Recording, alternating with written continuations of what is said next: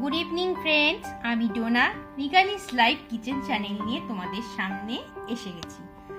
আজকে কিন্তু আমি তোমাদের জন্য নিয়ে এসেছি একটা ডেজার্টের রেসিপি।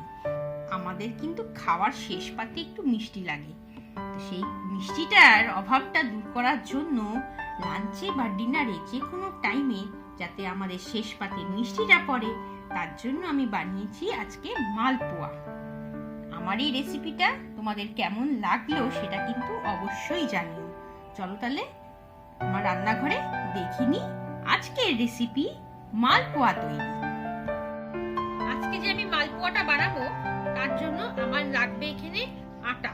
একটু বড় যেহেতু কাপটা, এই কাপটার 1 কাপের একটু কম আছে আটাটা দিয়ে দিলাম। এই মালপোয়াটা কিন্তু আটা ময়দা দুটো দিয়েই হয়। এরকম 1/2 কাপের একটু ওপরে রয়েছে সুজি, আর এখানে রেখেছি আমি একটু খোয়া ক্ষীর। এটা আমি দেব কারণ মালপোয়াটা তাতে সফট এবং ক্রিমি ক্রিমি একটা ভাব আসবে। আর এটাকে ফ্লেভার দেওয়ার জন্য একটু মৌরি, মানে ড্রাই রোস্ট করে এটাকে ক্রাশ করে নেওয়া মৌরি, এটা আমি দিয়ে দিলাম 1 চামচের মতো। এবার এই সমস্ত ড্রাই ইনগ্রেডিয়েন্টস গুলোকে আমি একটু মিশিয়ে নেব।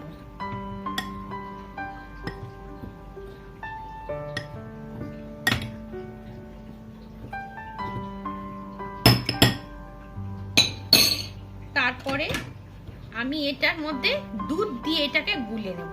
এখানে 1 কাপ হালকা গরম দুধ, এটা আমি অল্প অল্প করে এর মধ্যে দেব।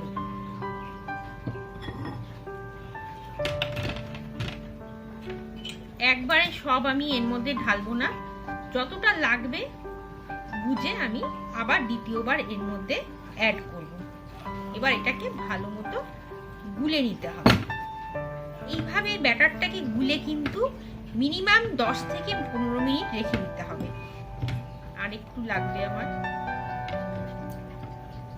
আমি যা মেজার করেছি আটা সুজি, তাতে আমার 1 কাপ দুধ এখানে লেগে যাবে।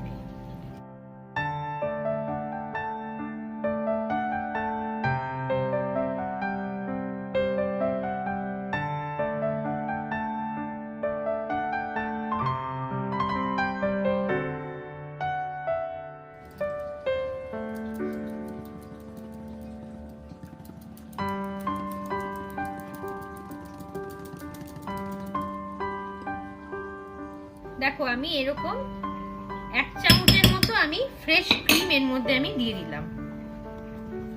এইবার এটাকে ভালো মতো ফেটিয়ে নিব। তোমরা চাইলে কিন্তু এর মধ্যে একটু গুঁড়া দুধও মিশাতে পারো। আমি এর মধ্যে একটুখানি মিল্ক মেড দেব, সেটাও এই চামচ দিয়ে 1 চামচ, আন্দাজ করে 1 চামচ, তাতে খেতে ভালো হবে জিনিসটা।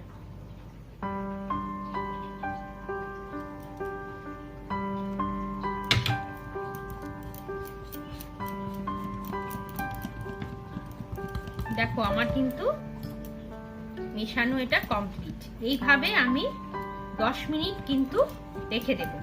তারপরে আমি কিন্তু এটাকে দেখো এরকম একটু পাতলা হবে, খুব ঘন হবে না, কারণ সুজিটা তো ফুলবে। সেই জন্য সুজিটা কিন্তু যখন টেনে নেবে তখন কিন্তু এটা আপনিই ঘন হয়ে যাবে। সেই জন্য 10 থেকে 15 মিনিট আমরা এটাকে এইভাবেই রেখে দেব।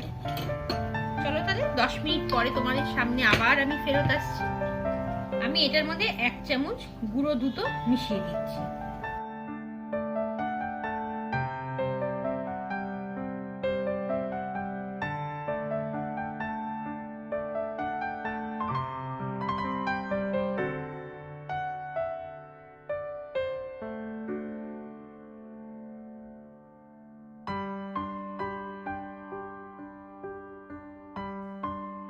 চাশনিটা তৈরি করিনি, মানে মালপোয়ার যে শিরাটা সেটা তৈরি করিনি। চলো এখানে দেখো 1 কাপ আমি চিনি নিয়েছি, আর দেখো আর 1/2 কাপ, মানে 1 কাপ এখানে দিয়েছি আর 1/2 কাপ চিনি। এবার এই কাপটা দিয়ে কিন্তু মেজার করে জল দেব। দেখো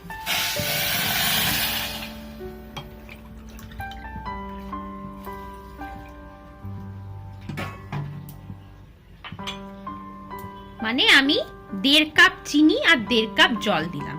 এবার এটাকে আমি ফুটতে দেব, মানে শিরাটা আমি তৈরি করব।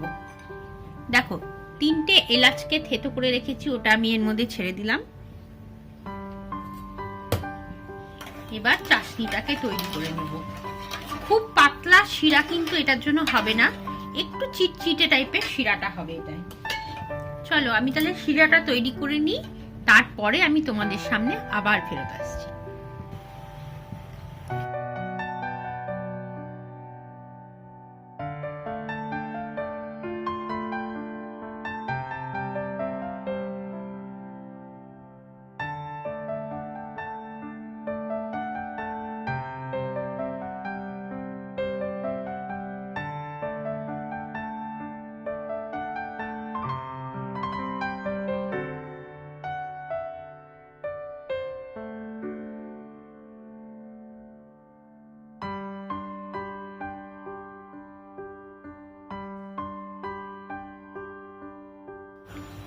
দেখো আমার শিরাটা কিন্তু তৈরি হয়ে গেছে। আমি কিন্তু এর থেকে আর ঘন করব না, কারণ এটা যখন ঠান্ডা হয়ে যাবে তখন কিন্তু এটা আপনি চিটচিটে হয়ে যাবে। সেই জন্য এরকম অবস্থায় আমি এটাকে নামিয়ে দেব, আর এখানে আমি কড়া বসিয়ে মালপোয়াটা ভাজতে শুরু করব। দেখো কড়াটা বসিয়ে দিলাম, আমি এবার সাদা তেল দিয়ে দিচ্ছি এর মধ্যে, আর এর সাথে আমি একটু ঘি অ্যাড করব।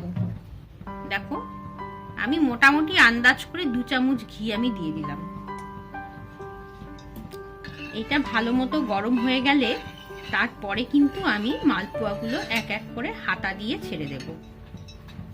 দেখো আমার মালপোয়াটার ঘনত্বটা তোমাদেরকে বললাম একটু পাতলা রাখতে হবে, না হলে কিন্তু সুজি সমস্ত জল টেনে নিয়ে একদম পরে জল দেওয়ার মতো অবস্থা হয়ে যাবে। সেই জন্য এমন ভাবে গুলতে হবে যাতে পরে আর জল দিতে না লাগে।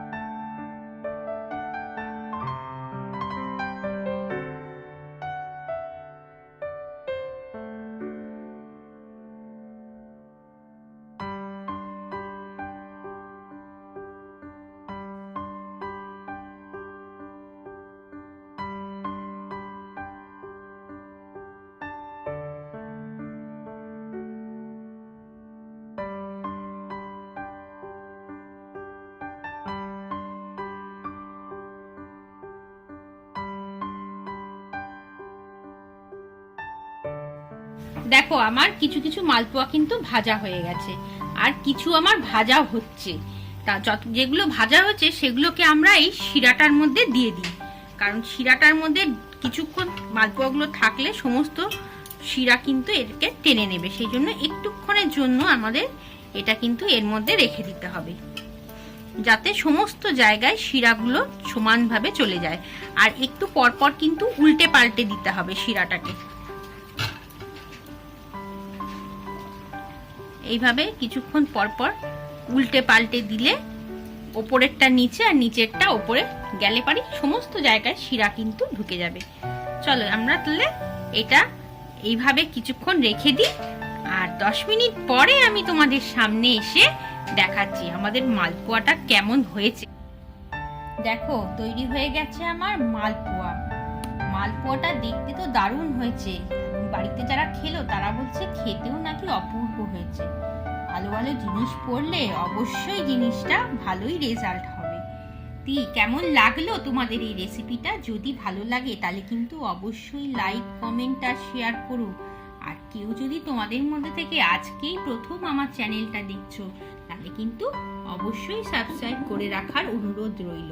আর হ্যাঁ, পাশে থাকা বেল আইকন সেটা কিন্তু টিপতে ভুলো না, তবে যখনই আমি নতুন ভিডিও আপলোড করব চ্যানেলে তখন তাহলে তোমরা সঙ্গে সঙ্গে তার নোটিফিকেশন পেয়ে যাবে। আর নোটিফিকেশন পেয়ে গেলেই তো সুন্দর রেসিপিটা তোমাদের দেখা হয়ে যাবে।